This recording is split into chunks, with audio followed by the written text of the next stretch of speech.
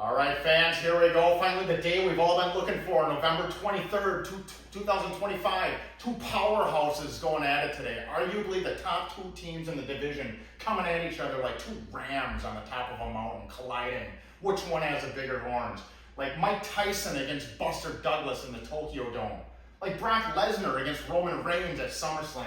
Two behemoths going at it today. We got a pregame. Same thing as last week. We're going to talk about where the heck it is that we're going. We're talking about statistics, what's happening around the district. We got a player spotlight for you, and then finally some safety meeting details.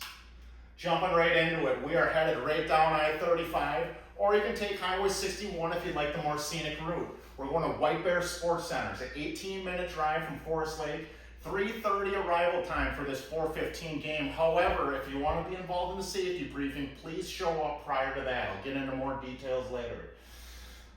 This is one of 4 rinks in White Bear Lake, so please make sure that when you're going into your MapQuest or Apple Maps, whichever you prefer, type in White Bear Lake Sports Center. It's right off of Highway 96 behind Carboni's.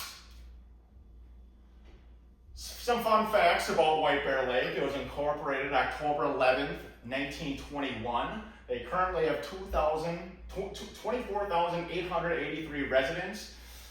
White Bear Lake was actually named after an old 1800s era Native American warrior. Apparently, he got into a fist fight against a polar bear that migrated down all the way from northern Canada somewhere.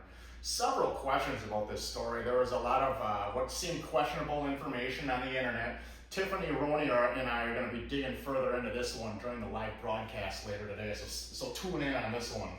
But a couple of quick facts. There is no evidence that this one-on-one fist fight happened. Also, there's no recent polar bear sightings in White Bear Lake on record. So again, a lot of questions about where their name comes from here. One other fact, the railroad that you see along Highway 61 that is excessively loud, you feel like you need earplugs just to sit at one of the establishments there. It was actually built in the 1800s, it's still used today. I think that train goes through there at least once a day, sometimes twice, depending on cargo and whatever the schedule is, whatever they're hauling through there. How was the hockey team doing?